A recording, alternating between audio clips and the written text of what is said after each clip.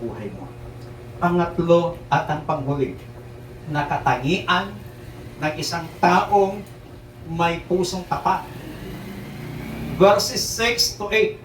Ganito po. Sumama sa kanila si Jesus. Ngunit nang malapit na siya sa bahay, ay nasalubong niya ang mga kaibigan ng kapitan. Sila ay sinugo ng kapitan upang ipasabi kay Jesus ang ganito, Ginoo, huwag na po kayong mag-abala. Hindi po ako karapat-dapat na puntahan pa ninyo sa aking tahanan. Ni hindi rin po ako karapat-dapat na humarap sa inyo.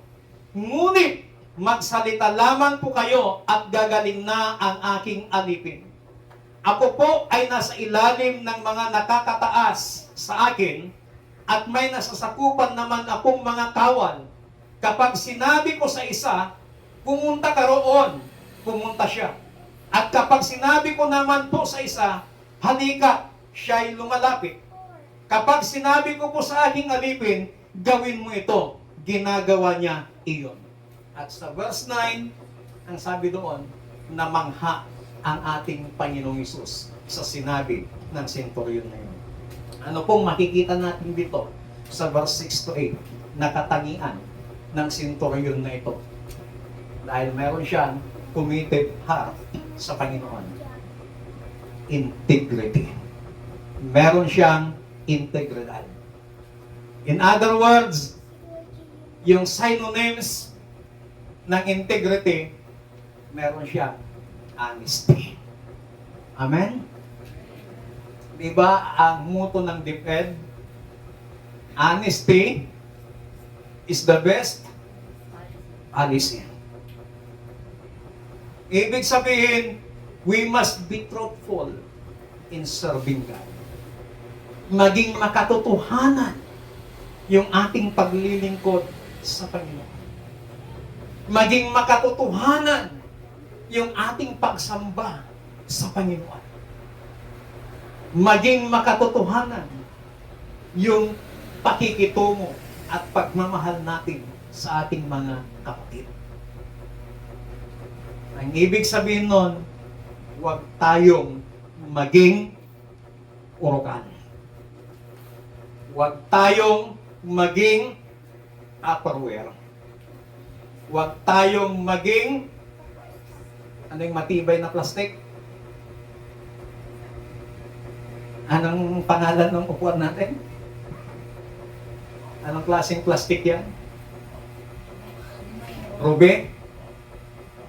Ang ibig sabihin, huwag tayong maging plastic sa paglilingkod sa Panginoon.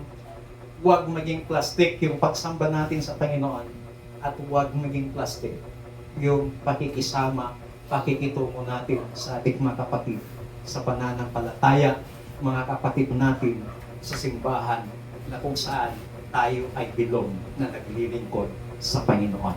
Amen? Amen. Amen. Maging makatotohanan po tayo. Kapag mayroon kang hindi gusto sa kapatid mo, kausapin mo siya, kabsat na pikunak igimbaga, nasaktan na. Ay, kasi gaya kabsat, ay, pasensya ka na, suray, nasaktan ka gaya. Pastor, nasaktan at diyangaw mo, ay, pasensya ka, kabsat. Maging honest tayo sa ating nararamdaman. Kung nainis ka sa kapatid mo, kausapin mo siya, lapitan mo siya, kausap.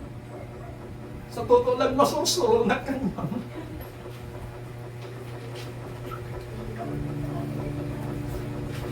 Maging truthful tayo, maging honest. Ay, ang sabi ng centurion na ito, ang sabi niya, ako po, ang sabi niya dito, hindi rin po ako karapat-dapat.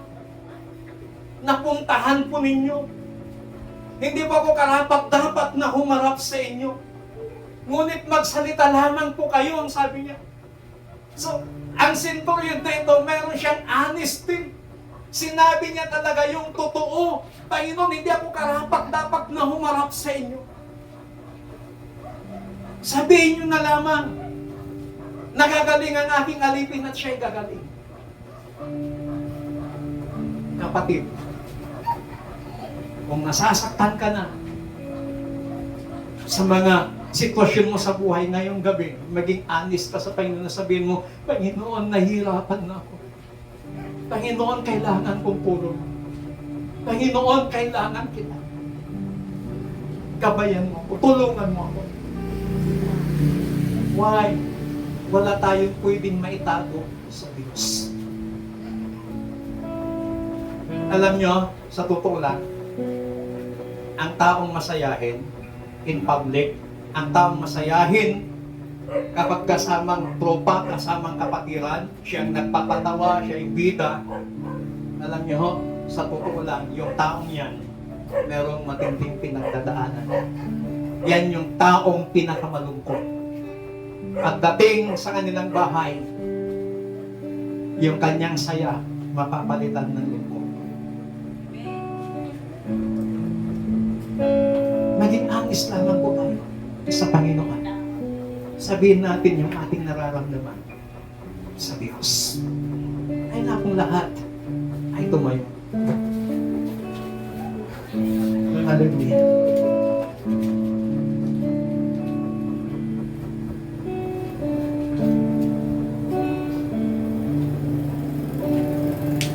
Sa pagtatapos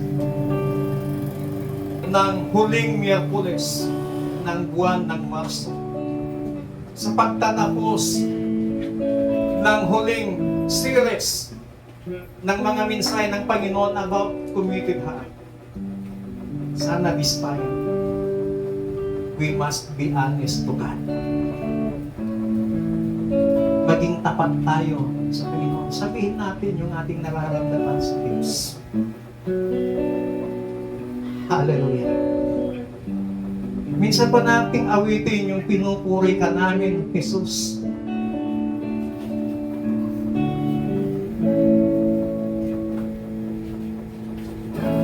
Pinupuri ka namin, O Jesus. Itinataas sa'yo aming kamay. Pinapupurihan ka ng bagong awit.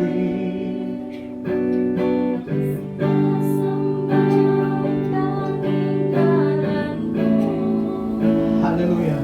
Lulwalhatiin, dadakilain, sasambahin lagi ang ngalan mo. Lulwalhatiin, dadakilain, sasambahin lagi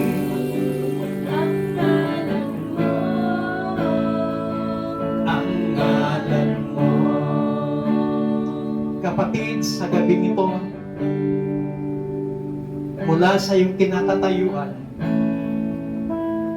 meron ka bang gustong sabihin o ilapit sa Panginoon sa gabi pong ito?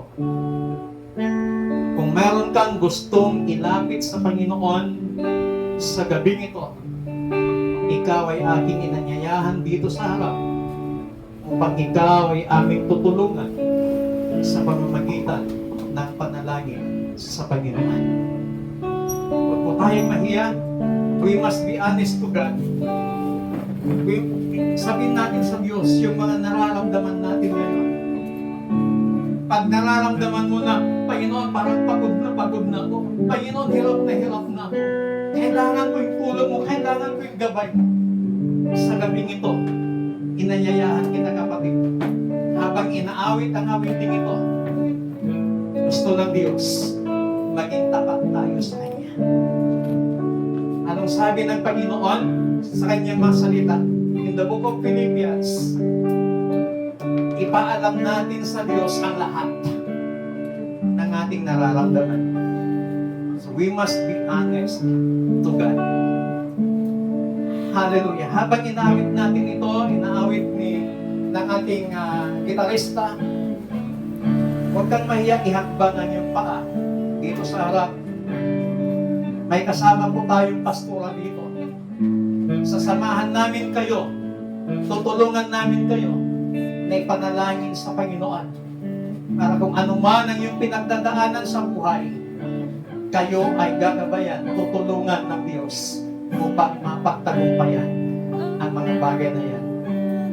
Ang Gusto lamang ng Panginoon, maging honest tayo sa Kanya, sabihin natin sa Kanya, yung ating nararamdaman, sabihin natin sa Kanya, yung laman ng ating mga puso, sabihin natin sa Kanya ang lahat.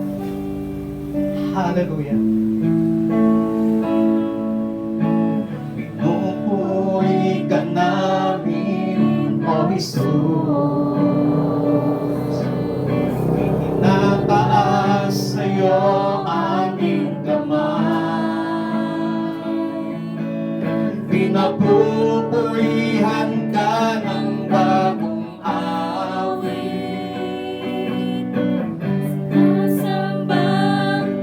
Yes, Lord. Hallelujah. Pinupuri ka namin, O Jesus. Pinupuri ka namin, O Jesus. Itinataas sa'yo aming kamay. Itataas sa'yo aming kamay. Pinapupurihan ka ng bagong awit. Pinapupurihan ka ng bagong awit. Hallelujah. Sinasamba ang tanging ngalan mo. Lulwalhatiin. Lulwalhatiin. Hallelujah. Dadakilain. Yes, O God. Hallelujah. Sasambahin lagi ang Yes, Lord. ngalan mo. Hallelujah. Kapag po tayo mahiya na lumapit sa Panginoon, sabihin natin sa Diyos, ilapit natin sa Panginoon yung ating nararamdaman sa buhay, yung ating mga nararanasan sa buhay. Ilapit natin sa Panginoon. Ang altar ay bukas. Kapatid, nangyayaan ko kayo, lumapit dito sa harap para kayo ay aming tutulungan na ipapanalangin sa Panginoon sa gabing ito. Upang anuman ang pinagdadaanan natin, kapag narinig ng Panginoon na sinasabi mo sa Kanya, ang iyong nararamdaman, ang iyong pinagdadaanan, kapatid, 100%, ikaw ay tutulungan, ikaw ay gagabayan, ikaw ay palalapasin ng ating Panginoong Hesus. Hallelujah. Oh, my Jesus. Huwag kang pahiya na sabihin mo, kailangan kita, Panginoon. Huwag kang pahiya na sabihin mo, Lord, I need your guidance. Lord, I need your strength. Huwag kang pahiya na sabihin sa Panginoon, kailangan mo yung gabay, kailangan mo yung biyaya, kailangan mo ang karunungan. Hallelujah. Oh, Jesus. Oh, precious Holy Spirit.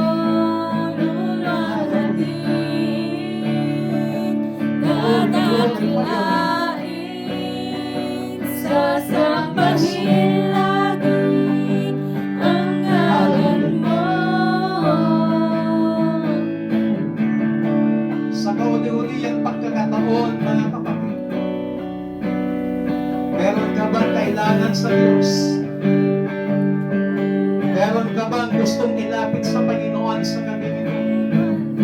This is not the time. Huwag na po natin sayangin ang pagkakataon ito para ilapit sa Panginoon ang mga bagay na pinagdadaanan natin sa buhay. Hallelujah. Oh, my Jesus. Hallelujah.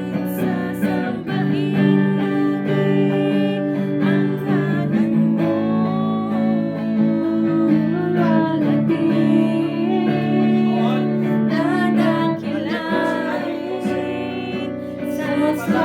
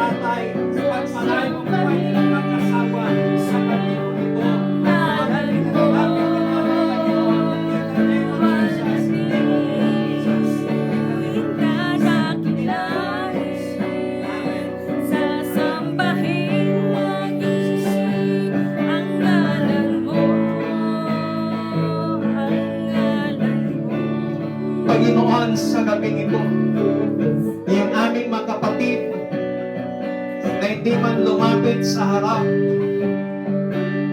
alam ko meron din silang gustong sabihin sa iyo na kanilang nararamdaman, kanilang nararanasan. Panginoon, ano man yung ibinubulong ng kanilang puso, ano man yung ibinubulong ng kanilang mga bibig, Panginoon, grant the desire of their heart. Pakinggan mo, Panginoon, yung kanilang sinasabi sa iyo. At yakapin mo sila. Tulungan mo sila. If they need guidance, i-guide mo sila. If they need physical strength, palakasin mo physically ang kanilang katawan. If they need spiritual strength, palakasin mo sila. If they need your anointing, if they need your Holy Spirit, sa gabing ito, Panginoon, yakapin mo sila. If they need financial needs, i-provide mo yung kanilang pangangailangan financial. If they need healing, physical healing, Panginoon, i-heal mo anumang karamdaman na kanilang nararanasan sa gabing ito. And we declare healing right now in the name of Jesus. Panginoon, salamat po. Salamat sa gabing ito sa iyong pagyakap sa bawat isa sa amin. We give you all the glory. We give you all the praises, adoration, and thanksgiving. In Jesus Christ, mighty name we pray. Amen. Palakpakan natin ng malakas ang Panginoon. Hallelujah. Maaari na po tayo umupo at ibinabalik ko ang mikropono sa ating pong MC. Salamat po, Bishop, sa napakagandang mensahe po ng Panginoon sa gabing ito.